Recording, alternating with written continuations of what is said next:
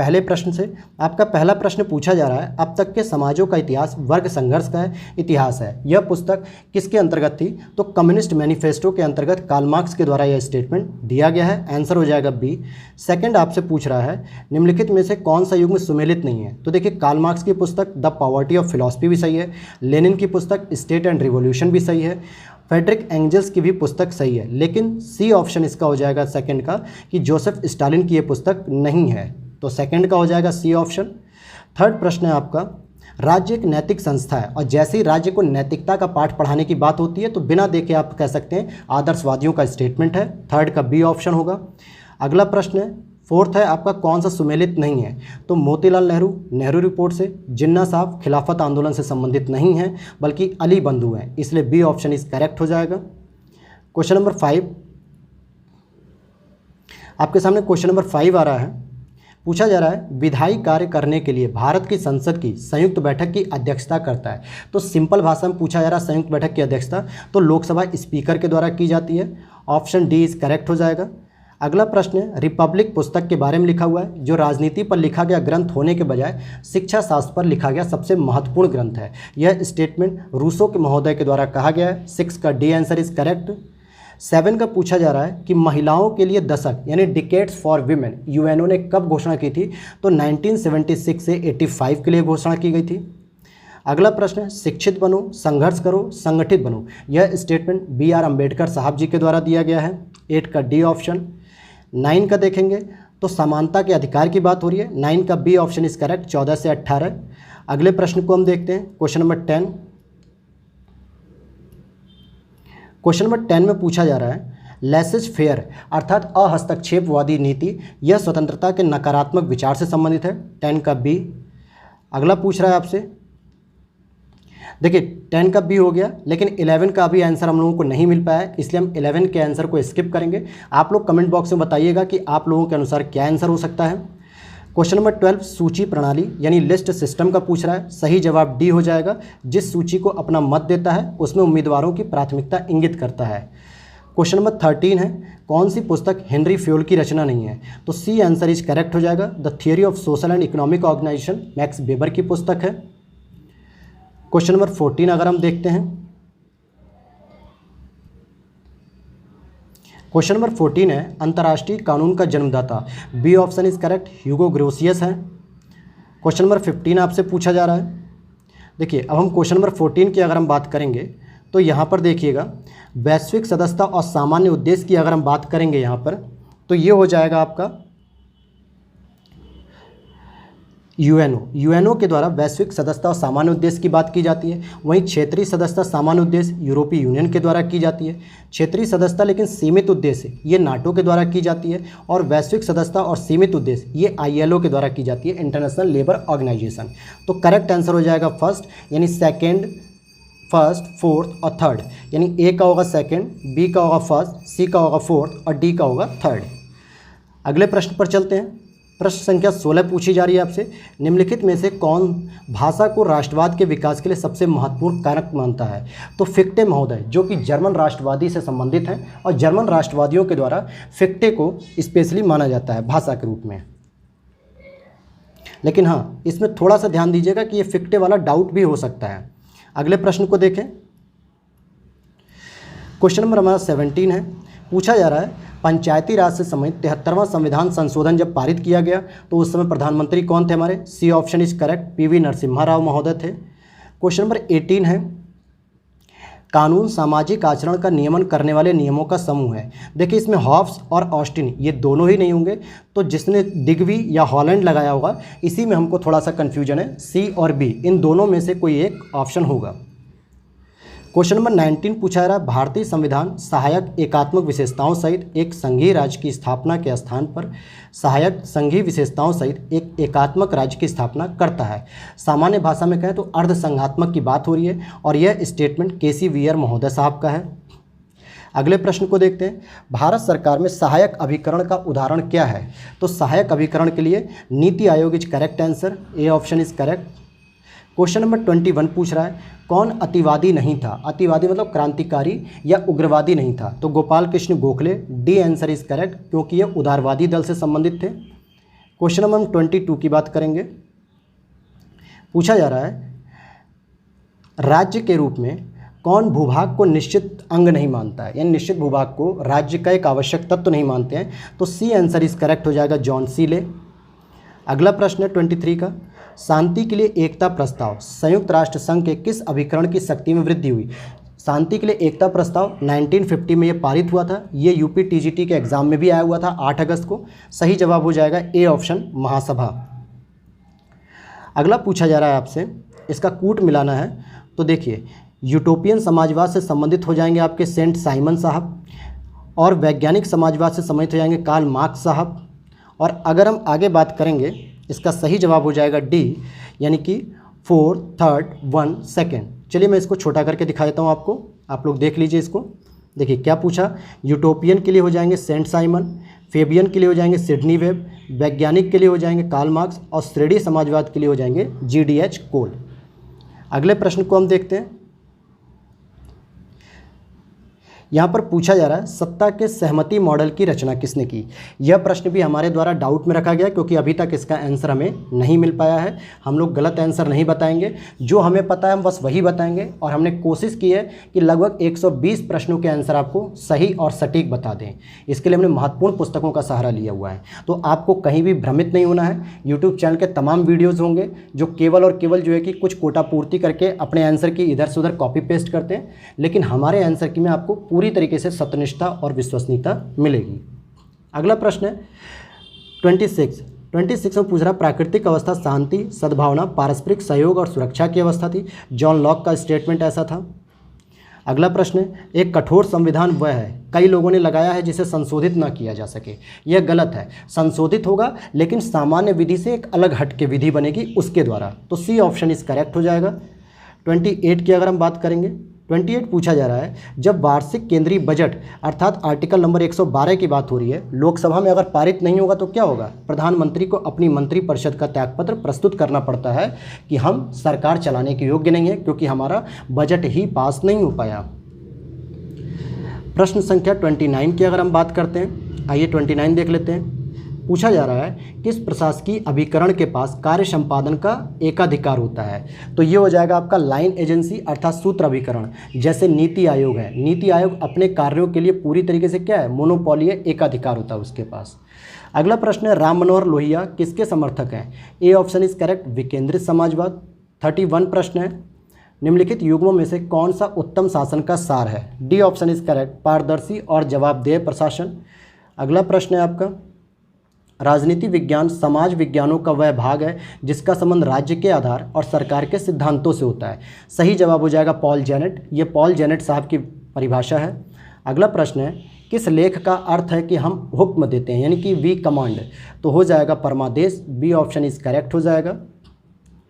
Question number 34 को अगर हम देखें, जिस भी मित्र ने ये PDF भेजी है थोड़ा सा ज़्यादा गैप रख के भेजा है, इसीलिए जो है कि आपको अगले प्रश्न आने के लिए समय लग रहा होगा। अगला प्रश्न पूछ रहा है 92 में एजेंडा फॉर पीस किस सेक्रेटरी यानी जनरल महासचिव ने दिया था। तो Boutros Ghali. B answer is correct. Question number 35 पूछा जा रहा है। तो देखिए यहाँ पे 35 का हो जाएगा सी ऑप्शन, क्योंकि पितृसत्तात्मक जो थियरी है इसके मैक्लोनेन नहीं बल्कि हेनरी मैन है। अगला प्रश्न है क्वेश्चन नंबर 36, इसको भी छोटा कर देते हैं। 36 में अगर हम बात करेंगे, देखिए 36 का मार्गेंथाउ की बात करेंगे तो यथार्थवादी संप्रदाय से संबंधित है। बर्नार्ड कोहेन की बात करेंगे तो निर्णय निर्माण उपागम से संबंधित है। मार्टिन कैपलान साहब व्यवस्था सिद्धांत से, और इमाइल बर्ड खेल सिद्धांत से। तो इस आधार पे 36 का हो गया ए ऑप्शन इज करेक्ट। अगला प्रश्न, अच्छा इस बात का ध्यान दीजिएगा आप लोग कि हम जो पेपर सॉल्व कर रहे हैं वो हमारे पास सेट नंबर डी है। इस चीज़ का ध्यान दीजिएगा कि सेट नंबर डी है।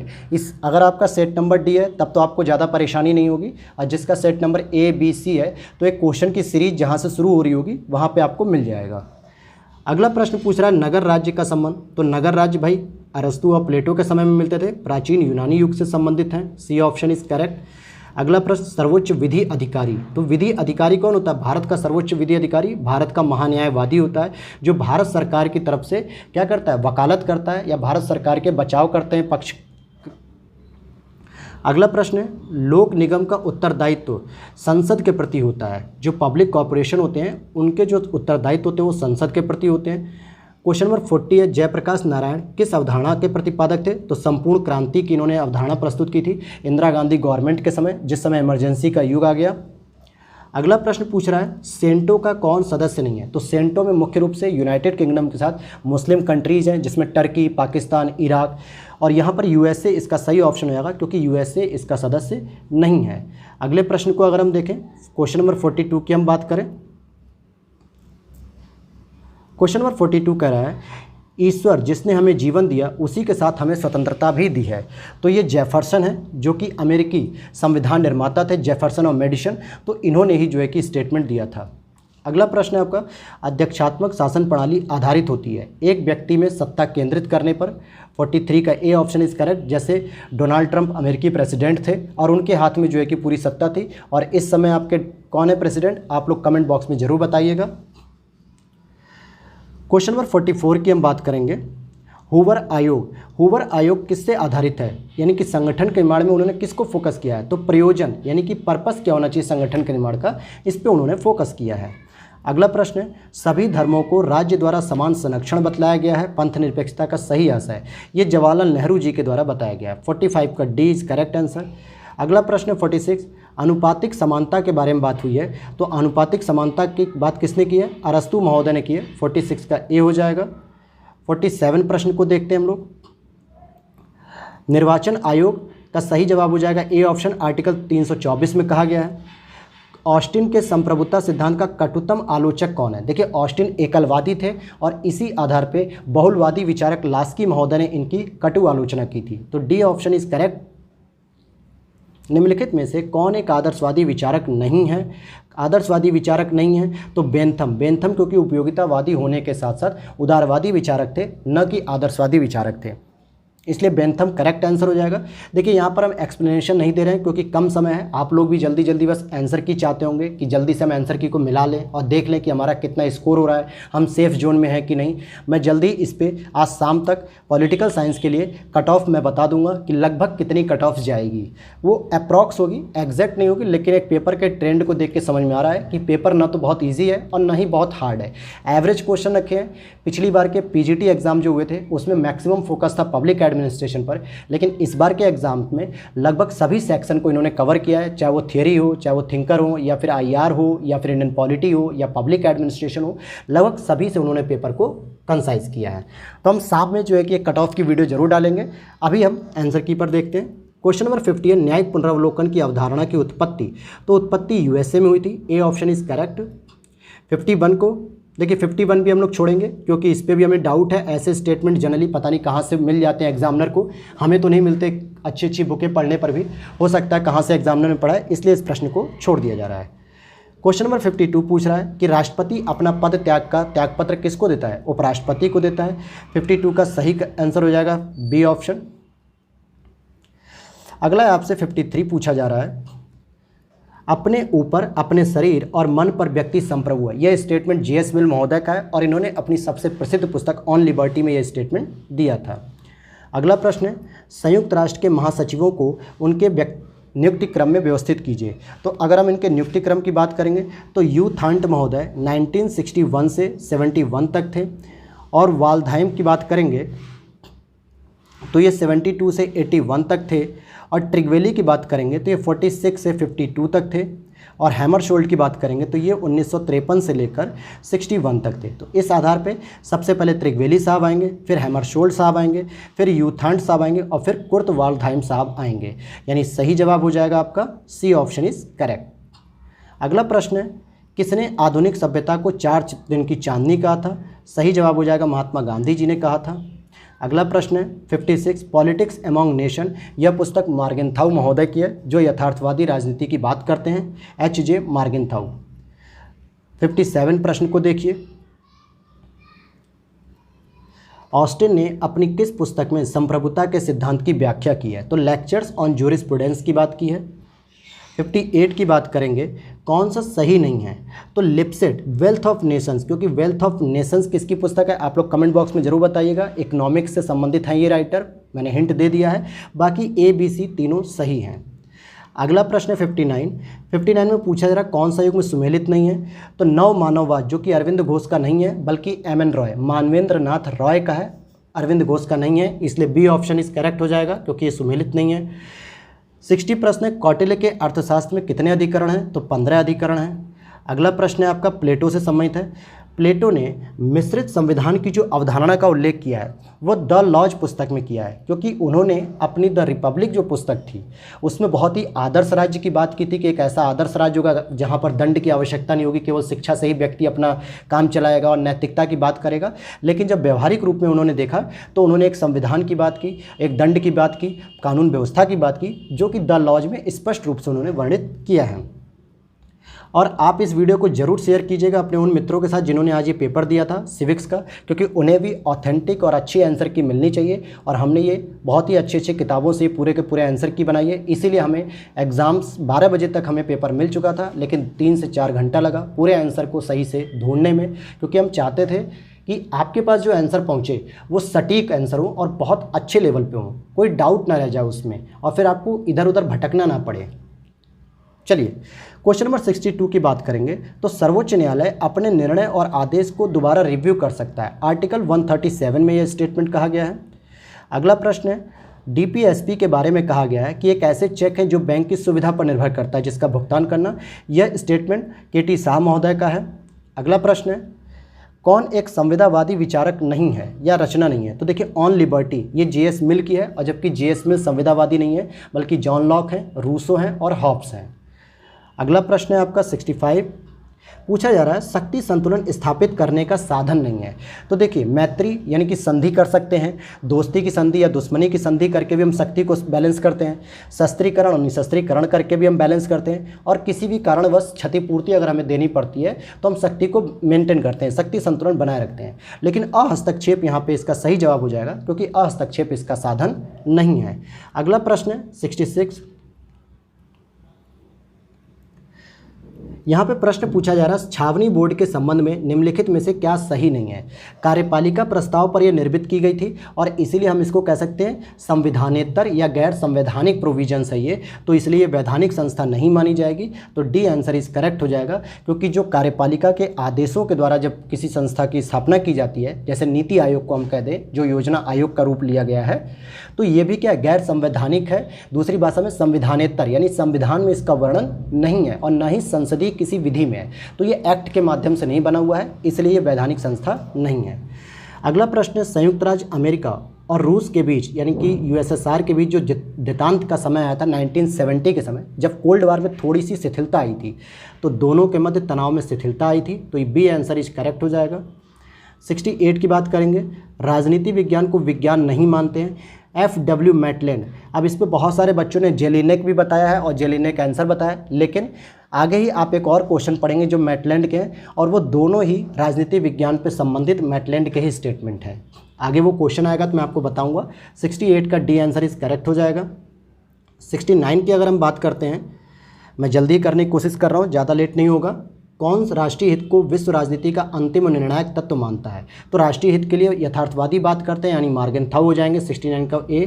70 की बात करेंगे तो क्या प्रशासन पर विधायी नियंत्रण का साधन नहीं है? ये तीनों ही, ये भी प्रश्न जो है कि यूपी टीजीटी 2021 के 8 अगस्त के एग्जाम में पूछा गया था, रिपीट कर दिया गया है। सही आंसर हो जाएगा प्रदत्त विधायन। प्रदत्त विधायन के माध्यम से नियंत्रण नहीं रखा जाता, बल्कि कार्य करने के लिए एक स्वतंत्रता दी जाती है। क्वेश्चन नंबर 71 की बात करेंगे, किस देश की संसद को संसदों की जननी कहते हैं? तो ब्रिटेन सही आंसर हो जाएगा। अगला प्रश्न है नेतृत्व के गुणमूलक दृष्टिकोण के प्रणेता कौन है? तो Chester Barnard, B answer is correct. अगला प्रश्न है न्यायिक पुनर्वलोकन की शक्ति प्राप्त है सर्वोच्च न्यायालय और उच्च न्यायालय दोनों को, D answer is correct. 74 Kaplan के अनुसार शक्ति संतुलन अव्यवस्था सर्वाधिक संभावित परिणति होगी, बाईपोलर वर्ल्ड की वो बात करते हैं, द्विध्रुवीय, तो सी आंसर इज करेक्ट। जो मार्टिन कापलान है इन्होंने व्यवस्था सिद्धांत का प्रतिपादन किया है और उसमें अंतर्राष्ट्रीय स्तर पे विश्व की व्याख्या की और उन्होंने ये कहा कि बाईपोलर वर्ल्ड ज़्यादा बेहतर था। अगला प्रश्न है 75 कि कौन सा मतलब संयुक्त राष्ट्र का ऐसा अंग है जिसकी जिम्मेदारी अंतर्राष्ट्रीय शांति और सुरक्षा के लिए जिम्मेदार है, तो ये हो जाएगा सुरक्षा परिषद। इसका मुख्य कार्य होता है, जबकि महासभा अंतर्राष्ट्रीय शांति और सुरक्षा के लिए सिफारिश करती है, और जबकि यह कार्य या जिम्मेदारी किसकी होती है, सुरक्षा परिषद की होती है। प्रश्न संख्या 76 देखते हैं हम लोग, बस थोड़ा सा और है, पेशेंस रखिए बस। राजनीति विज्ञान हमें बतलाता है, देखिए 76 को भी हमने डाउट में रखा है क्योंकि इसका आंसर भी नहीं मिल पा रहा है। कुछ ऐसे स्टेटमेंट होते हैं जिनके आंसर हम लोग बहुत सारी बुकों में खोजने का प्रयास करते नहीं मिलता है, गूगल पे भी डालोगे तो नहीं मिलेगा, इसलिए वो आयोग के आंसर की पे ही निर्भर करेगा। अगला प्रश्न, संसद में पहला लोकपाल विधेयक कब प्रस्तुत किया गया, तो 68 में जो है कि प्रस्तुत किया गया था, इंट्रोड्यूस किया गया था। नेक्स्ट प्रश्न 78 कि जब भी एक नए राज्य का सृजन किया जाता है तो किस अनुसूची को सबसे पहले संशोधित किया जाता है, तो पहली अनुसूची को किया जाता है जिसमें वर्णित किया जाता है उस नए राज्य का नाम, उसकी लोकसभा सीटें, राज्यसभा सीटें, उसकी जितने भी क्षेत्र के नाम वगैरह जो भी चीज़ें वो मेंशन किया जाता है पहली अनुसूची में संशोधन करके। 79 राजनीति को विज्ञान मानना तो बहुत दूर की बात है, यह कलाओं में भी सबसे पिछड़ी हुई कला है। देखिए यही प्रश्न था जो मैटलैंड के आगे वाले प्रश्न पे मैंने कहा था, तो ये दो प्रश्न आ गए हैं, इसका सही जवाब हो जाएगा मैटलैंड। अगला प्रश्न है आपका, अगला प्रश्न है गांधी के दर्शन से संबंधित है। देखिए न्यासिता भी है, नई तालीम भी है, सर्वोदय भी है, हिजरत नहीं है। हिजरत का मतलब होता है कि संकट के समय देश छोड़ के भाग जाना या क्षेत्र को छोड़ के भाग जाना, जबकि गांधी जी संकट के समय देश छोड़ के कभी नहीं भागने की बात करते थे, इसलिए आप तीसरे को कैंसिल कर देंगे तो 1, 2, 4 ए स्टेटमेंट इज करेक्ट हो जाएगा। क्वेश्चन नंबर 81 की हम बात करेंगे। अब हम क्वेश्चन नंबर 81, देखिए निष्पादन बजट वाले इस क्वेश्चन में भी थोड़ा सा डाउट है, लेकिन मेरे हिसाब से 1968 होना चाहिए। बाकी देखते हैं आयोग क्या आंसर देता है और आप लोगों ने क्या लगाया है क्या समझ के, तो आप लोग जरूर कमेंट बॉक्स में बताइएगा।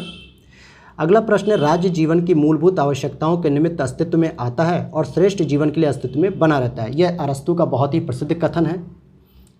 अगला प्रश्न है कौन सा उद्देश्य भारत के संविधान की प्रस्तावना में सम्मिलित नहीं है, तो देखिए आर्थिक स्वतंत्रता की बात नहीं की जाती है, जबकि 5 प्रकार की स्वतंत्रता हमारे यहाँ होती है, विचारों की, अभिव्यक्ति की, विश्वास की, उपासना की। अगला प्रश्न है मौलिक अधिकारों के कार्यवाहन को निलंबित कौन कर सकता है, तो संसद कर सकती है उचित विधियों का निर्माण करके, आर्टिकल 368 का प्रयोग करते हुए। 85 प्रश्न भारत का सर्वोच्च न्यायालय मुख्य न्यायमूर्ति और अन्य कितने न्यायाधीशों से मिलकर बनता है, तो देखिए 34 होते हैं उसमें टोटल, जिसमें 33 + 1 का कॉन्सेप्ट है, तो बी ऑप्शन इज करेक्ट हो गया। क्वेश्चन नंबर 86 की अगर हम बात करेंगे, शक्ति अभिजन का सिद्धांत यानी कि पावर एलीट, तो ये सी राइट मिल्स साहब के द्वारा दिया गया है। दबाव समूह कौन सा तरीका नहीं अपनाते हैं, तो चुनाव नहीं लड़ते हैं वो। अगला प्रश्न है 88, पूछा जा रहा है कौन सा विधेयक ऐसा है जो भारतीय संसद के दोनों सदनों से विशेष बहुमत के साथ अलग अलग रूप से पारित होता है, यानी कि लोकसभा से अलग, राज्यसभा से अलग, तो संविधान संशोधन विधेयक 88 का ए। बहुलवादी महत्व देते हैं समूहों और संगठनों को, बी ऑप्शन इज करेक्ट।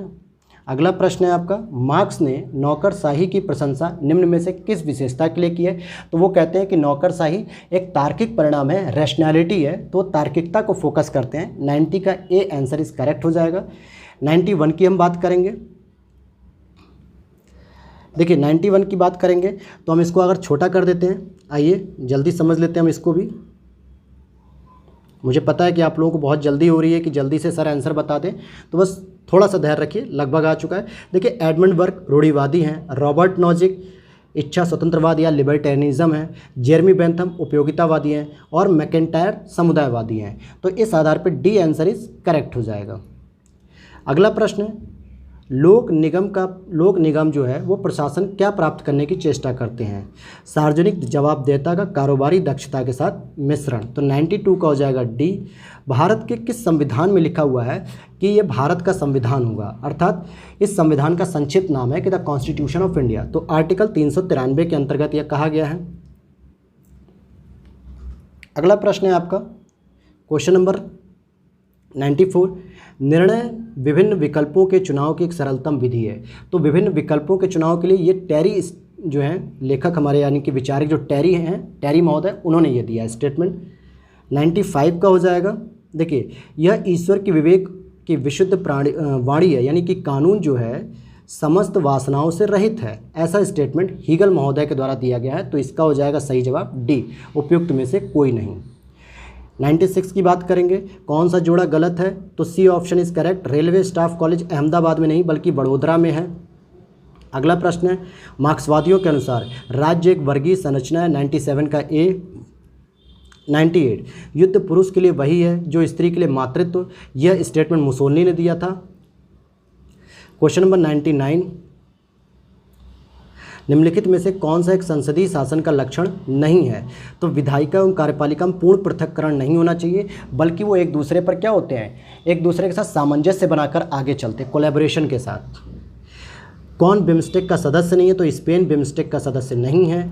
और अभिप्रेरणा के द्विघटक विचारधारा यानी 2 फैक्टर थ्योरी किसने दी थी? तो हर्जबर्ग ने दी थी। C option is correct. अगला प्रश्न है, उदारवादी प्रजातंत्र की विश्वव्यापी विजय को इतिहास के अंत यानी कि एंड ऑफ हिस्ट्री की स्टेटमेंट किसने दिया था? तो फ्रांसिस फुकुयामा महोदय ने दिया था 1991 में। जब यूएसएसआर का विघटन हो गया था तो समाजवादी विचारधारा ध्वस्त हो गई, तो इनको लगा कि उदारवादी विचारधारा पूरी दुनिया में जीत चुकी है। 1962 में जब क्यूबा मिसाइल संकट था तो उस समय अमेरिकी राष्ट्रपति JF कैनेडी महोदय थे। अगला प्रश्न है आपका क्वेश्चन नंबर 104, कौन सी विद्या कौटिल्य द्वारा सुनिश्चित मूल विद्याओं में सम्मिलित नहीं है? तो देखिए, वार्ता भी है, अन्वीक्षिकी भी है, त्रयी भी है, लेकिन निरुक्त नहीं है। अगला प्रश्न है, संयुक्त राष्ट्र चार्टर मुख्यतः कैसा है? तो शांति, न्याय, स्वतंत्रता, आर्थिक तथा सामाजिक अधिकारों जैसे व्यापक विषयों के लिए ये बनी है। सी ऑप्शन इज करेक्ट।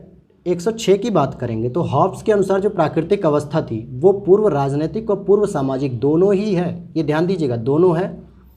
और अगला प्रश्न है, जिले में कानून व्यवस्था कायम करने के लिए जिला पुलिस पर सामान्य नियंत्रण किसका होता है? तो डिस्ट्रिक्ट कलेक्ट्रेट या जिलाधिकारी, जिसको हम DM कहते हैं। 107 का हो जाएगा ए ऑप्शन।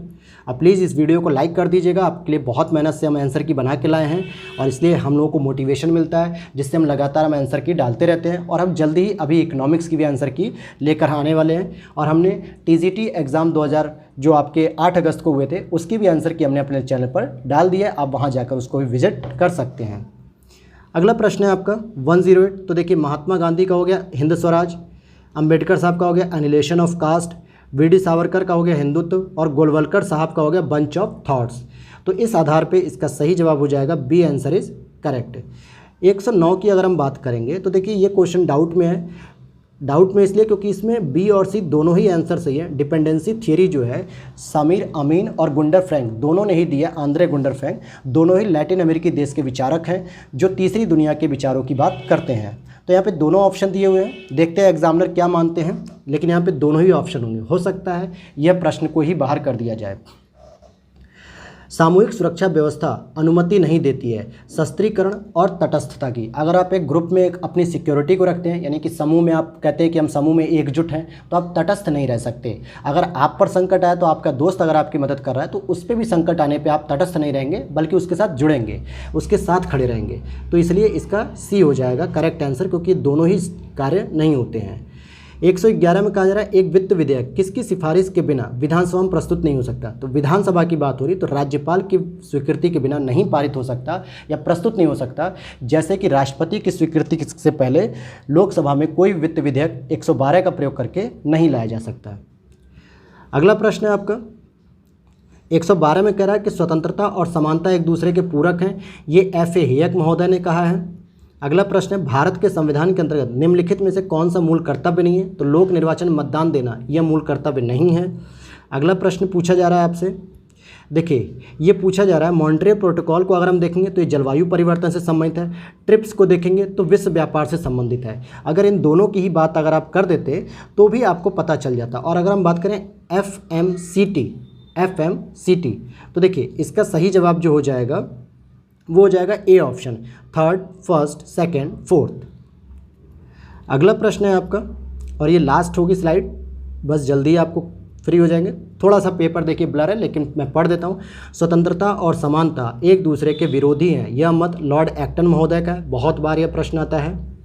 अगला प्रश्न है, निम्नलिखित में से किसका संबंध शीत युद्ध से नहीं है? तो देखिए फुलटन भाषण के माध्यम से शीत युद्ध की शुभारंभ हुआ, ट्रूमैन डॉक्ट्रिन ने भी शीत युद्ध की वृद्धि में सहायता की, और मार्शल प्लान जो कि यूरोपीय देशों को सेकेंड वर्ल्ड वॉर के बाद इकोनॉमिकली जो है रिकवरी करने के लिए एक तरीके से डॉलर दिया गया है। इसको डॉलर डिप्लोमेसी भी कहा जाता है कि आपकी आर्थिक व्यवस्था सुधारी जाए। और ऐसे में एक होड़ लग गई कि रूस देगा सबसे अधिक या अमेरिका देगा, तो इसने भी सहयोग किया। तो इसका सही जवाब हो जाएगा डी, उपयुक्त में से कोई नहीं, यानी तीनों ने ही शीत युद्ध में वृद्धि की थी।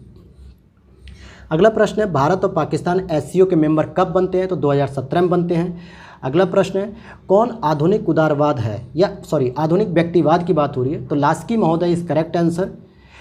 119 से पूछा रहा है यूपीएससी के चेयरपर्सन और उसके मेंबर्स का कार्यकाल कितना होता है? तो 6 वर्ष होता है। अगला प्रश्न है 120, किसने समाजवाद के अंतर्गत सांस्कृतिक क्रांति की बात की थी? तो माओ से तुंग ने कहा था सांस्कृतिक क्रांति। और अगला प्रश्न है, भारत के गवर्नर जनरल, यह पद जो है कि भारत के किस एक्ट के द्वारा लाया गया? तो चार्टर एक्ट 1833। देखिए बंगाल के गवर्नर जनरल को तो रेगुलेटिंग एक्ट के द्वारा लाया गया, 1833 एक्ट के द्वारा भारत का गवर्नर जनरल वर्ड यूज किया गया है। अगला पूछ रहा है कि संप्रभुता के बहुलवादी सिद्धांत के समर्थक नहीं है, तो बौद्धा नहीं है, क्योंकि बौद्धा एकलवादी समर्थक हैं। अगले प्रश्न को देखें, एक राज्यपाल एक अध्यादेश जारी कर सकता है कब? जब कभी भी राज्य विधानमंडल का सत्र जारी न हो, राज्यपाल संतुष्ट हो कि तुरंत कार्य करने की आवश्यकता है, तो सी आंसर इज करेक्ट। देखिए 2 प्रश्न और रह गए हैं, तो प्लीज़ अगर आपको वीडियो अच्छी लगी तो वीडियो को लाइक जरूर कीजिएगा और आप लोग कमेंट बॉक्स में बताइएगा कि आपके कितने आंसर सही हुए हमारे उत्तर कुंजी से, और अपने दोस्तों से भी आप अपने ग्रुप में भी शेयर कर दीजिएगा, जिससे हमें एक मोटिवेशन मिलेगा और हम जल्दी ही शाम को इकोनॉमिक्स की भी आंसर की लेकर आएंगे। जो भी आपके दोस्त इकोनॉमिक्स के आंसर की देखेंगे उनके लिए आप हमारे चैनल को सजेस्ट कर सकते हैं। अगला प्रश्न है 124, हेयर प्रणाली क्या होती है? तो एकल संक्रमणी मत प्रणाली होती है, जिसका प्रयोग हम राष्ट्रपति के चुनाव में भी करते हैं। और लास्ट प्रश्न है, जिला और सत्र न्यायाधीश किसके सीधे नियंत्रण में कार्य करता है? तो सही जवाब हो जाएगा राज्य का उच्च न्यायालय।